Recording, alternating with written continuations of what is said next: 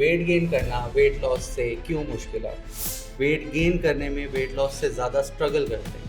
कहते हैं हम बहुत ज़्यादा खा रहे हैं और फिर भी हमारा वज़न नहीं बढ़ रहा। कि हम बहुत ज़्यादा खाते हैं, दैट डजंट मीन कि आप बहुत ज़्यादा खाते हैं। और उससे होता ही है कि आप एक मील तो बहुत अच्छा ले लेते हैं, बहुत अच्छी क्वांटिटी में ले लेते हैं, लेकिन अगले 2 मील्स आप स्किप कर रहे होते हैं। तो ये चीज़ें कॉमन मिस्टेक्स हैं जो कि वेट गेन के पेशेंट्स कर रहे होते हैं हमारे साथ। जो गेन है इसके अंदर मेटाबॉलिज्म का कोई रोल है। फास्ट मेटाबॉलिज्म होता है उनका, वाकई में होता है। जो एक्टोमार्फ बॉडी टाइप के होते हैं, एक्टोमार्फ बॉडी टाइप के लोग अक्सर आपने देखे होंगे, उनकी हाइट तो अच्छी होती है लेकिन उनका जो बॉडी फ्रेम साइज है बहुत ज़्यादा नैरो होता है। टाइप्स तो 3 किस्म की हैं, लेकिन चूंकि हम और बॉडी टाइप के जो बेसिक फीचर्स हैं उनमें सबसे अहम तो ये है कि उनका जो स्ट्रक्चर है वो ज़्यादा ब्रॉड होने की बजाय नैरो होता है। स्ट्रेस का कोई रोल है वेट गेन के क्लाइंट्स के ऊपर। जो ईटिंग पैटर्न है डिस्टर्ब हो जाता है, उनका स्लीप पैटर्न डिस्टर्ब हो जाता है, उनकी फिजिकल एक्टिविटी की रूटीन नहीं सही रहती। तो this is one of the major reason के जो स्ट्रेस और एंजाइटी है वो उनका वेट गेन ना करने का एक बहुत बड़ा रीज़न है। कैलोरीज नीडेड हैं सेफली, ये आपकी डोमेन है, आपको पता है कि मैथमेटिक्स वैसे ही आपकी बहुत अच्छी है, तो ये आपने उस तरह से ज़रा बताना। वेट गेन के क्लाइंट्स जो है ना वो ये बता रहे होते हैं कि हम तो पिज़्ज़ा खाते हैं तो हमसे ज़्यादा पिज़्ज़ा भी खा नहीं सकता, मतलब बाकी पीरियड्स में, लेकिन उसके बावजूद हमारा वेट गेन नहीं होता। एक आम इंसान जिसको नहीं पता कि मुझे ये खाना चाहिए, ये खाना चाहिए, ये खाना चाहिए, लेकिन एटलीस्ट इतना आप बता दें उसकी प्लेट कैसी हो, उसके अंदर कौन कौन से एसेंशियल कॉन्स्टिट्यूएंट्स होने चाहिए। शेक्स अगर हम बनाते हैं, फ्रूट शेक बनाते हैं, तो उसमें जो फाइबर पोर्शन है वो कम हो जाता है और उसमें जो ज़्यादा पोर्शन जाता है वो आपका एक तरह से रिफाइंड हो जाती हैं आपके कार्बोहाइड्रेट्स। जी, प्रोटीन जो है बेसिकली जो हैं वो हमारे अमाइनो एसिड्स से जो है मिलके बनते हैं और हमारी बॉडी के अंदर जो है एसेंशियल और नॉन एसेंशियल अमाइनो एसिड्स हैं जो मिलके 20,000 जो है प्रोटीन बना देते हैं। तो प्रोटीन्स जो है वो हर बंदे की रिक्वायरमेंट है।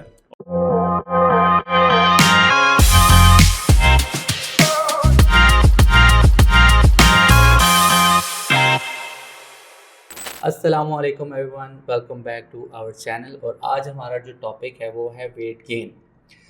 2026 का हमारा सबसे ज़्यादा क्वेश्चनेबल, अभी स्टार्ट ही हुआ है 2026, और हमसे सबसे ज़्यादा क्वेश्चन जो पूछे गए हैं वो वेट गेन से रिलेटेड पूछे गए हैं। तो इसलिए हमने इसको समझा कि इसको डिटेल में डिस्कस किया जाए, आप लोगों तक इसकी जो असलियत है वो बताई जाए, क्योंकि आप लोगों के कॉमन क्वेश्चन है कि भाई वेट गेन करना वेट लॉस से क्यों मुश्किल है। हम बहुत ज़्यादा खाना खाते हैं फिर भी हमारा वज़न नहीं बढ़ता। हम हर चीज़ कर चुके हैं लेकिन हमारा वज़न नहीं बढ़ रहा। तो क्या रीज़न है, क्या सच्चाई है इसके पीछे, आइए हम डॉक्टर अब्दुल्ला के साथ और डॉक्टर जैन के साथ इसको मज़ीद डिस्कस करेंगे। सो फॉर्मेट हमारा वही है। तो हमारा सबसे पहला जो क्वेश्चन है वो मैं अब्दुल्ला से करूँगा कि क्यों लोग वेट गेन करने में वेट लॉस से ज़्यादा स्ट्रगल करते हैं। और इसका सिंपलेस्ट आंसर तो ये है कि वेट गेन के हवाले से लोग बहुत ज़्यादा एम्बिशियस तो होते हैं कि हम बहुत जल्दी वेट गेन कर लेंगे, और वो बिल्कुल उसको उसी तरह रिलेट कर रहे होते हैं जैसे वेट लॉस के स्टडीज़ आ रही होती हैं, ट्रांसफॉर्मेशन आ रही होती हैं कि लाइक 6 मंथ्स में 40 kgs लूज़ कर लिया, 6 मंथ्स में 20 kgs 30 kgs लूज़ कर लिया। सो दे थिंक कि शायद हम भी बहुत जल्दी इसको गेन की तरफ लेके जा सकते हैं, जैसे कि वेट लॉस की ट्रांसफॉर्मेशन उनके सामने नज़र आ रही होती हैं जिम में या किसी भी फिटनेस फैसिलिटी से, कोई ना कोई सोशल मीडिया के ऊपर लोग अपनी ट्रांसफॉर्मेशन डाल रहे होते हैं। तो लोगों का ख्याल ये होता है कि शायद हम इसी तरह से वेट गेन भी कर लेंगे, जबकि वो थोड़ा सा डिफरेंट सिनेरियो होता है। अच्छा, इसी से कनेक्टेड क्वेश्चन है कि लोग कहते हैं हम बहुत ज़्यादा खा रहे हैं और फिर भी हमारा वज़न नहीं बढ़ रहा, तो इसकी क्या रीज़न है। बिल्कुल सही कह रहे होते हैं लोग, खा ज़रूर रहे होते हैं लेकिन कुछ दिनों में बहुत ज़्यादा खा रहे होते हैं और कुछ दिनों में वो बिल्कुल नहीं खा रहे होते या स्किप कर रहे होते हैं मील्स, और बेसिकली वो अपना जो मील है उसको प्रॉपर तरीके से ट्रैक नहीं कर रहे होते। सिर्फ ये कह देना कि हम बहुत ज़्यादा खाते हैं, दैट डजंट मीन कि आप बहुत ज़्यादा खाते हैं। और उससे होता ही है कि आप एक मील तो बहुत अच्छा ले लेते हैं, बहुत अच्छी क्वांटिटी में ले लेते हैं, लेकिन अगले 2 मील्स आप स्किप कर रहे होते हैं। तो ये चीज़ें कॉमन मिस्टेक्स हैं जो कि वेट गेन के पेशेंट्स कर रहे होते हैं, हमारे सामने आती हैं क्लिनिक में। सो इट मीन्स कि consistence on your meals, skipping meal नहीं होनी चाहिए। अच्छा, सबसे मेजर मसला आ रहा होता है वेट गेन वाले पेशेंट्स को कि वो ब्रेकफास्ट स्किप कर रहे होते हैं बहुत ज़्यादा, तो स्किपिंग मील्स का एक बहुत बड़ा मसला है। अच्छा, मेरा नेक्स्ट क्वेश्चन जैन से है, वो ये है, क्या वेट जो गेन है इसके अंदर मेटाबॉलिज्म का कोई रोल है। फास्ट मेटाबॉलिज्म होता है उनका, वाकई में होता है? हाँ, ये बहुत सारे केसेस ऐसे आते हैं जो कि एक्टोमार्फ बॉडी टाइप के होते हैं। एक्टोमार्फ बॉडी टाइप के लोग अक्सर आपने देखे होंगे, उनकी हाइट तो अच्छी होती है लेकिन उनका जो बॉडी फ्रेम साइज है बहुत ज़्यादा नैरो होता है। उनको भूख भी अच्छी लगती है, वो खा भी बहुत रहे होते हैं। उसकी सबसे बड़ी वजह ये होती है कि जो एक्टोमार्फ होते हैं उनका मेटाबॉलिज्म बहुत ज़्यादा फास्ट होता है। तो इस चीज़ का काफ़ी लिंकेज है हमारे जो स्किनी लोग हैं उनके अंदर। तो क्या सिर्फ ओनली रीज़न फास्ट मेटाबॉलिज्म है वेट गेन ना होने का? नहीं, मल्टीपल फैक्टर्स हैं। एक तो ये कॉमन फैक्टर है, ये मोस्टली जेनेटिक बेस्ड है। कुछ लोगों की फैमिली हिस्ट्री ऐसी होती है कि उनका जो बॉडी फ्रेम साइज है बहुत ज़्यादा नैरो होता है, ये मेटाबॉलिज्म फास्ट होता है। लेकिन बहुत सारे लोग होते हैं उनका इस वजह से नहीं बढ़ा होता कि उनका जो कैलोरी कंजप्शन है बहुत ज़्यादा कम होता है। उनका जो डेली रूटीन का पैटर्न है बहुत ज़्यादा डिस्टर्ब होता है, स्लीप रूटीन डिस्टर्ब होती है, प्रॉपरली टाइमली मील्स वो नहीं ले रहे होते।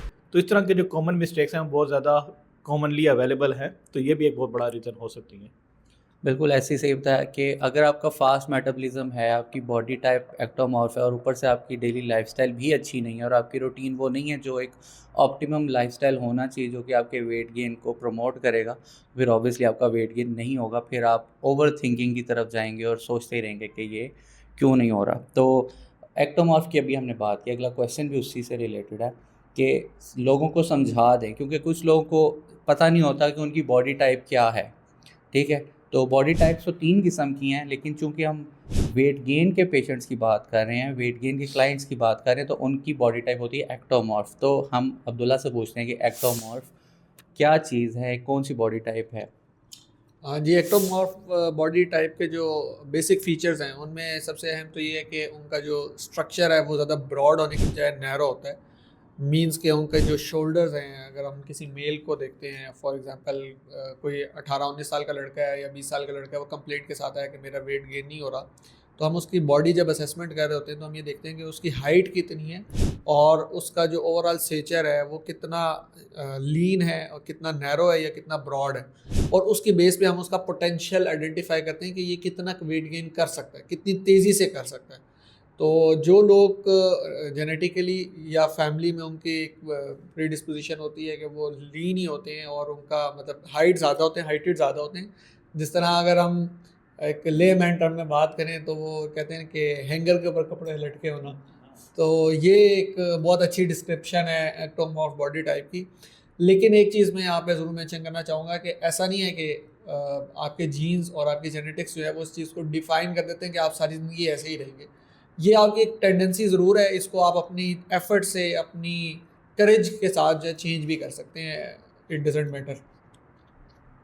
बिल्कुल सही बात है। अच्छा, इस चीज़ से आपने डिस्करेज नहीं होना कि अगर आपकी बॉडी हैंगर पे लटके हुए कपड़ों की तरह लग रही है, तो ये बिल्कुल ऐसी चीज़ नहीं है कि आप कोई बुरे लग रहे हैं, वही कपड़े आपने पहने हैं। सो आप पॉजिटिव सोचें, उस पॉजिटिविटी की वजह से आपका वेट खुशी से फूल के बड़ा हो जाएगा।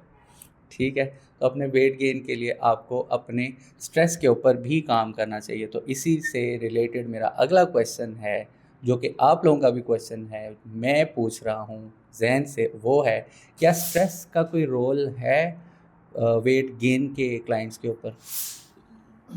जब भी हम स्ट्रेस की बात कर रहे होते हैं तो मोस्टली ये हम कॉमनली देख रहे होते हैं किसी हमारा जी वज़न बढ़ गया तो स्ट्रेस की वजह से बढ़ गया। तो इसमें बहुत ज़्यादा कॉमनली ये भी है कि कुछ लोगों के अंदर जो है ना स्ट्रेस की वजह से वज़न बढ़ता है, कुछ लोगों की वजह से स्ट्रेस की वजह से वज़न कम होता है। तो वो एक हर तरह के ना पर्सन के ऊपर एक डिफरेंट इफेक्ट आता है उस चीज़ का, कॉर्टिसोल का आपके। तो इसमें एक बहुत बड़ा एक इंपॉर्टेंट फैक्टर है, जितने भी हमारे पास जो लोग आते हैं जो स्ट्रगल कर रहे होते हैं वेट गेन के ऊपर, उनके अंदर अक्सर रुकात एक ऐसा प्रॉब्लम देखने को मिलता है कि उनको एग्जाइटी बहुत ज़्यादा होती है। एंग्जाइटी, ओवर थिंकिंग, ये चीज़ें जो है इनको बहुत ज़्यादा डिस्टर्ब कर देती हैं, जिसकी वजह से उनका जो ईटिंग पैटर्न है डिस्टर्ब हो जाता है, उनका स्लीप पैटर्न डिस्टर्ब हो जाता है, उनकी फिजिकल एक्टिविटी की रूटीन नहीं सही रहती। तो this is one of the major reason के जो स्ट्रेस और एंग्जाइटी है वो उनका वेट गेन ना करने का एक बहुत बड़ा रीज़न है। बिल्कुल सही बात है। जब आपका पीयर इन्फ्लुएंस आपके ऊपर बहुत ज़्यादा हावी हो जाता है, आप ऑलरेडी बॉडी टाइप आपकी जेनेटिकली एक्टोमॉर्फ है, ठीक है, और ऊपर से आपका मेटाबॉलिज्म भी जेनेटिकली फास्ट है, तो आपकी बॉडी में उस तरह से बल्कीनेस नहीं है, मसल्स उस तरह से नहीं अच्छे लग रहे, या आप कपड़े पहनते हैं आपको खुद भी फील होता है आप बहुत श्रिंक्ड हैं। और वही जब दूसरे लोग आपके इर्द गिर्द के, आपके फैमिली, आपके फ्रेंड्स आपको बोलते हैं, आपके ऊपर एक इन्फ्लुएंस डालते हैं, तो उसकी वजह से आप स्ट्रेस में आ जाते हैं, उसकी वजह से आप सोचते हैं, ओवर थिंकिंग करते हैं, तो वो आपका बजाय इसके कि आपको वेट गेन करवाए, वो और ज़्यादा आप वेट लॉस की तरफ जाना शुरू हो जाते हैं, और ज़्यादा स्ट्रेस्ड हो जाते हैं, कोर्टिसोल लेवल हाई हो जाता है, और आपकी ईटिंग या आपकी एपिटाइट जो है, आपकी भूख जो है वो कम हो जाती है, और डाइजेशन भी आपकी ख़राब हो जाती है, जिसकी वजह से ओवरऑल पूरी लाइफस्टाइल में ऑब्वियसली ख़राबी आ जाती है। तो अब इससे नेक्स्ट अगला मेरा क्वेश्चन है, क्या हमने बात कर ली कि ये मसले मसाइल हैं, अब क्या अनहेल्दी होना या कम मसल मास होना, वेट स्ट्रक्चर कम होना, एक्टोमॉर्फ होना, ये कोई बुरी चीज़ है? हाँ बिल्कुल, इस चीज़ को मेरा ख्याल है बहुत ज़रूरी है कि क्लियरिफाई किया जाए। इससे मेरे एक पेशेंट की एग्जांपल यहाँ पे शेयर करना चाहूँगा जो मुझे नहीं भूलती। मेरे क्लिनिक में एक दफ़ा एक पेशेंट लैंड हुआ, उसके साथ दो मसले थे। एक मसला ये कि वो एक्टोमॉर्फ था, और दूसरा ये कि वो शॉर्ट हाइटेड भी था।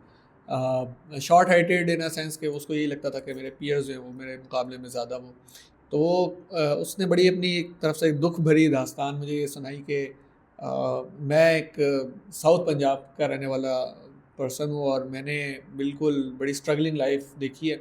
और लेकिन मैं चूँकि थोड़ा इंटेलिजेंट था, मैंने ACCA की लाइन चूज़ की, जहाँ पे कहते हैं मेरे गांव में किसी को पता भी नहीं था कि ACCA अकाउंटिंग क्या सेक्टर होता है। लेकिन जब मैं अब इस फील्ड में एज अ प्रोफेशनल आ गया हूँ, मेरी स्टडीज़ कंप्लीट हो गई हैं, तो चूँकि मेरा काम सारा दिन कॉर्पोरेट्स के साथ है और ऑडिटिंग फर्म्स के साथ काम है, तो जब मैं जहाँ जाता हूँ तो लोग मुझे ऐसे इग्नोर कर देते हैं जैसे ये कोई साथ जो है ना वो ऑफिस बॉय आ गया, या ये कोई बच्चा आ गया, ठीक है, मतलब किसी अंकल के साथ कोई बच्चा आ गया। तो वो कहता है कि यार मेरा ना बहुत ही ज़्यादा कॉन्फिडेंस रिड्यून हो जाता है, मतलब लोग, मैं एज अ ऑडिटर जा रहा होता हूँ और लोग मुझे ले रहे होते हैं एज अ बच्चा है कि ये पता नहीं कौन आ गया। तो ये चीज़ है, लोग अपने आप को ना बहुत ज़्यादा इसमें ले जाते हैं, एंग्जाइटी वाली साइड पे ले जाते हैं, जिस तरह सर जैन ने डिस्कस किया कि स्ट्रेस में चले जाते हैं इस चीज़ को लेके कि हमारा जो है ना बॉडी स्ट्रक्चर बहुत ज़्यादा शॉर्ट है, या हम बहुत ज़्यादा शॉर्ट हाइटेड हैं। फिर उसके लिए फिर वो शॉर्टकट्स के पीछे भागने लग जाती है, फौरी तौर पे जो है ना ढूंढते हैं कि कोई ना कोई शॉर्टकट मिले। तो ये चीज़ सोसाइटी में एग्जिस्ट करती है, ये स्टिग्मा है। अनहेल्दी या हेल्दी होने की निशानी नहीं है अगर आप एक्टोमॉर्फ हैं या मीजोमॉर्फ हैं, एंडोमॉर्फ हैं। Body type doesn't describe your healthiness, ठीक है, ये चीज़ बड़ी अहम है जो हमने यहाँ पे आज डिस्कस की है मेरा ख्याल है। नहीं, बिल्कुल ज़रूरी था ये क्लियर करना कि अगर आप एक्टोमॉर्फ हैं तो ये कोई पैरामीटर नहीं है कि आप हेल्दी हैं या अनहेल्दी हैं।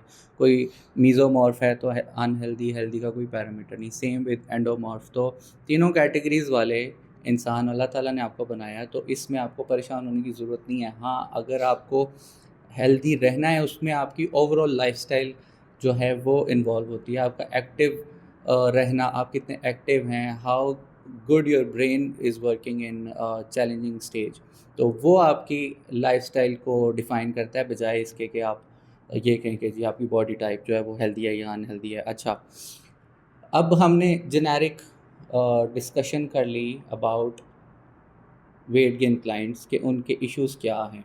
अब हम सॉल्यूशन की तरफ जाते हैं। तो सॉल्यूशन में अब डाइट, न्यूट्रिशन फोकस्ड बात है। तो सबसे पहला क्वेश्चन ये है कि वेट गेन के पेशेंट्स या क्लाइंट्स को कैलोरीज़ पे कितना फोकस करना चाहिए, या उनको कितनी कैलोरीज़ नीडेड हैं सेफली। ये आपकी डोमेन है, आपको पता है कि मैथमेटिक्स वैसे ही आपकी बहुत अच्छी है, तो ये आपने उस तरह से ज़रा बताना है। हाँ, सबसे पहली चीज़, जब भी हम गेन की बात करते हैं तो हम ये कहते हैं कि जब तक आपका इंटेक कैलोरिक सरप्लस में नहीं होगा तब तक आपका वेट गेन कभी नहीं होगा। क्योंकि एक हमारी बॉडी को चाहिए होती है मेंटेनेंस कैलोरीज, यानी कि वो कैलोरीज रिक्वायरमेंट जो अगर आपकी मेंटेन रहेंगी तो आपका जो वेट, जो करंट वेट है, लेट्स सपोज 50 kg है, वो अगर आप 1500 कैलोरीज ले रहे हैं तो उसको मेंटेनेंस के लिए इतनी कैलोरीज चाहिए, वो वहाँ पर मेंटेन रहेगा। तो अगर आपने गेन करना है तो automatically you need to go in the surplus. आपने अपना कैलोरिक इंटेक बढ़ाना है, और वो ऐसे इंटेक नहीं बढ़ाना जैसे हम पहले भी डिस्कस कर रहे थे कि आप एक मील के अंदर 1500 कैलोरीज कंज्यूम कर लें, अगले 2 मील्स आप स्किप कर दें, और इसको कॉन्सिस्टेंटली लेके चलना है। क्योंकि जब भी हम वेट गेन या लॉस के ऊपर बात कर रहे होते हैं तो हम कहते होते हैं कि अगर आपका 3500 कैलोरीज का बर्न होगा तो आपका 1 पाउंड फैट लॉस होगा। तो आप इसको ये कह लें कि अगर आप 3500 कैलोरीज का इंटेक एक्स्ट्रा करेंगे तब आपका 1 पाउंड जो है वो गेन होगा, ठीक है। तो इसका मतलब ये है कि आपने डेली बेसिस के ऊपर 500 एक्स्ट्रा ऐड ऑन करना है, ताकि एक हफ्ते के अंदर जो है आपका एडिशनल इंटेक 3500 जाए, उससे आपका जो है वेट वो है वो गेन हो। तो it is a difficult thing, थोड़ा सा चैलेंजिंग है, स्ट्रगलिंग है। The main thing is consistent रहना, अपने मील्स को टाइमली लेना। It is really important in this scenario to cover up your calorie intake. बिल्कुल, कंसिस्टेंसी तो हम अपनी हर पॉडकास्ट में ऑलमोस्ट बात कर रहे होते हैं कि कंसिस्टेंसी आपने लाजमी रखनी है, छोड़नी कहीं नहीं है। आपके लाइफस्टाइल का जो एक की है ना, ताले की चाबी, वो यही है, कंसिस्टेंसी। अच्छा, नेक्स्ट क्वेश्चन पे जाने से पहले मैं आप लोगों को ये कहना चाह रहा हूँ कि हम लोग आपके लिए काफ़ी ज़्यादा एफ़र्ट करते हैं और हम बियॉन्ड आवर डेली ड्यूटीज़ हम वो जाके आपके लिए ये वीडियोस लेकर आते हैं, इन्फॉर्मेशन लेकर आते हैं। तो हमारा आप लोगों की तरफ से सिर्फ एक छोटा सा यही प्यार का वो एक, क्या कहेंगे इसको, तोहफ़ा हम एक्सपेक्ट करते हैं आपकी तरफ से कि आप हमारा चैनल सब्सक्राइब कर दें, हमारी वीडियो आया करे तो लाइक कर दिया करें। और अगर आपको कोई क्वेश्चन पूछना हो या कोई आपके दिल में कोई बात ऐसी लग रही हो जो हमसे आप पूछ सकते हैं, वो आप कमेंट कर दिया करें। तो इससे हमें एक तो मोटिवेशन भी रहेगी ताकि हम मज़ीद वीडियोस बनाते रहें, आप लोगों के लिए बनाते रहें। और ये इन्फॉर्मेशन जो एक बहुत कॉमन इन्फॉर्मेशन है, लेकिन सब लोग अपनी लाइफ में इतना बिजी हैं लेकिन वो उनको अवेलेबल नहीं है, तो वो उन तक आसानी से पहुंच सके। तो moving towards the next question, क्या जंक फूड को थोड़ा डिफ़ाइन भी कर दीजिएगा, और जंक फूड से खाने से वेट गेन क्यों नहीं होता जबकि कैलोरी सरप्लस भी होती हैं? ये बड़ा इम्पोर्टेंट पॉइंट ये है। वेट गेन के क्लाइंट्स जो है ना, वो ये बता रहे होते हैं कि हम तो पिज़्ज़ा खाते हैं, तो हमसे ज़्यादा पिज़्ज़ा कोई खा ही नहीं सकता, मतलब बाकी पीयर्स में, लेकिन उसके बावजूद हमारा वेट गेन नहीं होता। तो जो फास्ट फूड है और जंक फूड है, जंक से मुराद ये कि जो कैलोरिक डेंस तो है, न्यूट्रिएंट डेंस नहीं है। उससे होता ये है कि बसा औक़ात आपकी गट हेल्थ भी मुतासिर होती है और आपके जो एंजाइम्स हैं, डाइजेस्टिव एंजाइम्स हैं, वो उस तरीके से काम नहीं कर पाते हैं उस फूड के ऊपर, और वो आप कंज्यूम तो कर लेते हैं लेकिन वो आपकी बॉडी में एब्जॉर्ब नहीं हो पाती। और जब एब्जॉर्ब नहीं होगी, जब लगेगी नहीं बॉडी को, तो फिर बॉडी वेट गेन कैसे करेगी? सही है। तो ये एक बड़ा एक रेलेवेंट क्वेश्चन है। मेरा ख्याल है कि फास्ट फूड या जंक फूड का इंटेक कर लेना सिर्फ कि भाई उसमें बहुत ज़्यादा हाई कैलोरिक है। अभी जिस तरह पहले कैलोरीज़ की बात हुई कि कैलोरीज़ तो आपको सरप्लस में जाना है, लेकिन ये भी एक टेक्निकल पॉइंट है कि किस तरह की कैलोरीज़ लेनी है, ठीक है ना। ये बड़ा इंपॉर्टेंट था। तो जंक फूड या फास्ट फूड का अगर आप इंटेक बहुत ज़्यादा रेगुलरली कर रहे हैं तो उससे आपकी कैलोरीज़ तो सरप्लस में जा रही हैं, लेकिन उसके साथ साथ आपका मेटाबॉलिज्म भी डिस्ट्रैक्ट हो रहा है। तो ये एक इम्पॉर्टेंट यहाँ पे टेक्निकल पॉइंट है, ट्विस्टिंग पॉइंट है। बिल्कुल सही बात है। इसी से रिलेटेड हमारी एक और पॉडकास्ट है, उसमें हमने आप लोगों को बताया है अबाउट फूड एंड मूड, और इसी के साथ एक है गट माइक्रोबायोटा, आपकी गट के ऊपर, कि आपकी हैप्पी गट होगी तो आप जो खा रहे हैं वो भी आपकी डाइजेस्ट अच्छा होगा। तो ये उससे लिंक्ड है और उसी से स्ट्रेस भी कॉज होता है। तो अगर आप वो देखना चाहते हैं तो आप ये थंबनेल देखकर जा सकते हैं, या फिर आप ये आई बटन आ रहा होगा उस पर क्लिक करें और वो वीडियो आप देख सकते हैं। अच्छा, नेक्स्ट क्वेश्चन, वेट गेन की प्लेट कैसी होनी चाहिए?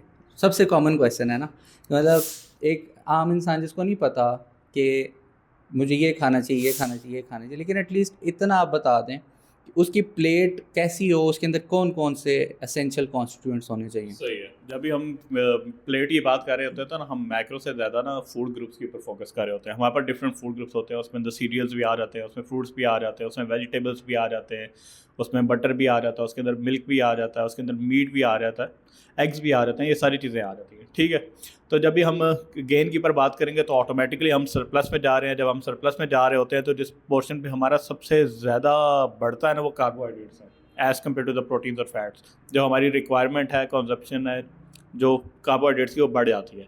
तो जो आपकी जो भी मील प्लेट होगी उसके अंदर सबसे जो मेजर पोर्शन जो आप लोगों ने ऐड करना है वो कार्बोहाइड्रेट्स का करना है।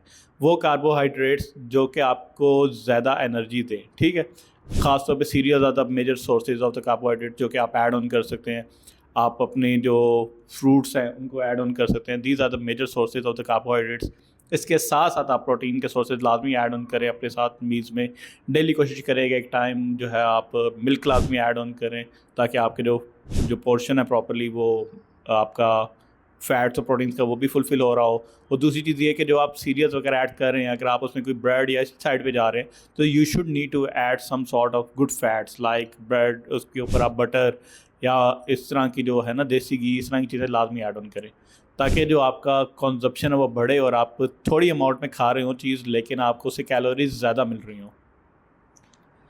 बिल्कुल सही बात है। इसमें जो मोस्ट यूज़ फूड जो कि गलत प्रैक्टिसेस में शामिल होती है और वो हम गलती कर रहे होते हैं हमारे पेशेंट्स या क्लाइंट्स, वो उन्होंने बता दिए ज़हन ने। लेकिन स्टिल अगर आपको ज़्यादा कन्फ्यूजन है तो ये हम पिक्चर लगा देंगे, आप इस पिक्चर को देख के मज़ीद अपनी गाइडेंस ले सकते हैं कि आपकी प्लेट कैसी होनी चाहिए।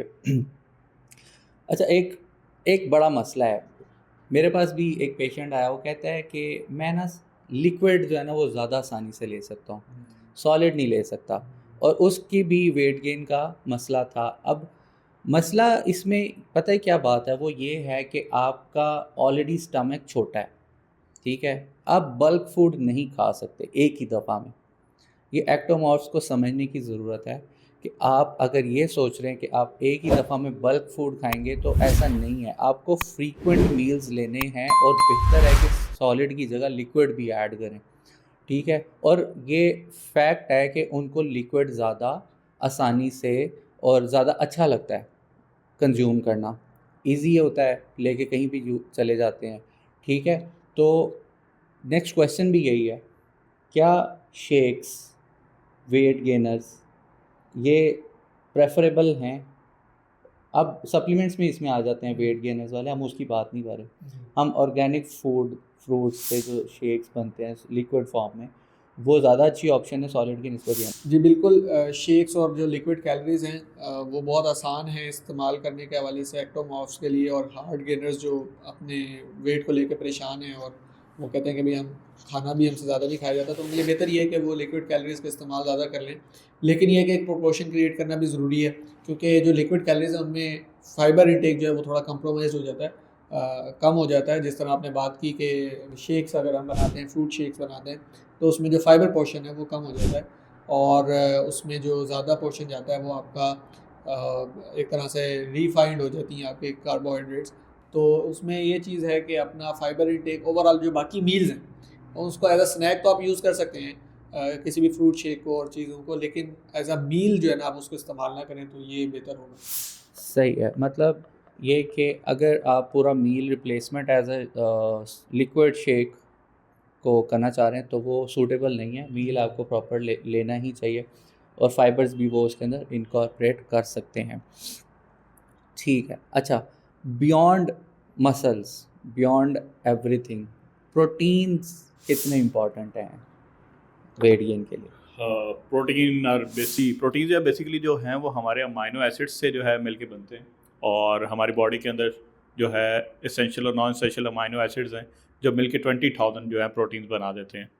तो प्रोटीन्स जो है वो हर बंदे की रिक्वायरमेंट है, और हमारी बॉडी को अपनी फंक्शनिंग के लिए जैसे बाकी मैक्रोन्यूट्रिएंट्स चाहिए, चाहे कार्बोहाइड्रेट चाहिए, चाहे फैट चाहिए, उसी तरह प्रोटीन्स भी रिक्वायर्ड है। तो एक नॉर्मल पर्सन है जिसकी कोई फिजिकल एक्टिविटी नहीं है, कोई भी रूटीन नहीं है, उसके अपने बॉडी की प्रॉपर फंक्शनिंग के लिए, बॉडी की रिक्वायरमेंट को फुलफिल करने के लिए 0.8 ग्राम पर केजी बॉडी वेट के अकॉर्डिंग प्रोटीन चाहिए, ठीक है। और अगर कोई पर्सन है जिसका गोल ऐसे है कि वो वेट गेन करना चाह रहा है, तो या उसका कोई गेनिंग साइड का पर्पज़ है, तो ऑटोमेटिकली जो उसकी प्रोटीन रिक्वायरमेंट है वो बढ़ जाती है। तो आप इसको ये कह सकते हैं कि हमारे जितने भी सोर्सेज हैं प्रोटीन के, चाहे वो मीट है, चाहे वो लेंटिल्स हैं, चाहे वो मिल्क प्रोडक्ट्स हैं, ये सारे के सारे ऐसे सोर्सेज हैं जिनके अंदर रिच अमाउंट ऑफ माइक्रोन्यूट्रिएंट्स भी अवेलेबल हैं। तो इस तरह के सोर्सेज को लाजमी इंकॉर्पोरेट करना बहुत ज़्यादा ज़रूरी है, और प्रोटीन का इंटेक नॉर्मल से ज़्यादा रखना भी बहुत ज़्यादा ज़रूरी है। बिल्कुल, बड़ी ज़बरदस्त चीज़ है, क्योंकि आपके बिल्डिंग ब्लॉक्स ऑफ मसल जो हैं वो प्रोटीन है, अमाइनो एसिड्स हैं, और उसकी इनकॉर्पोरेशन इन फूड, और ऐसे अमाइनो एसिड्स जो रिक्वायर्ड हैं आपकी बॉडी को, ठीक है। दो तरह के होते हैं, एक बॉडी खुद बना लेती है और एक आपको एक्सटर्नली रिक्वायर्ड होते हैं। जो आपको एक्सटर्नली रिक्वायर्ड हैं, दैट इज़ वेरी इंपॉर्टेंट, वो आपको लाजमी खाने ही खाने हैं। तो ये था हमारा वेट गेन का पार्ट 1 सेक्शन। क्योंकि वीडियो फिर लंबी हो जाती है तो इसको हम यहीं कंक्लूड करते हैं। अगर आप लोगों को इन्फॉर्मेशन अच्छी लग रही है तो do like, subscribe and share. और अभी हमने डिस्कस किया कि एक्टोमॉर्फ्स क्या होते हैं या वेट गेन के प्रॉब्लम्स क्या हैं। वेट गेन किसको करना होता है, कौन लोग होते हैं जो वेट गेन करते हैं, और फिर हमने बात की कि उनको कैसी डाइट लेनी चाहिए, कैसी उनकी लाइफस्टाइल होनी चाहिए, और specifically calories, protein, carbs, fats किस तरह की सॉलिड होनी चाहिए, लिक्विड होनी चाहिए। तो ये हमने पार्ट 1 में डिस्कस किया। तो स्टे ट्यून फॉर पार्ट 2। तो हम उसके अंदर आपको फिर मज़ीद वेट गेन के इश्यूज़ जो हैं डिस्कस करेंगे। See you in the next video. तब तक के लिए टेक केयर। अल्लाह हाफिज़।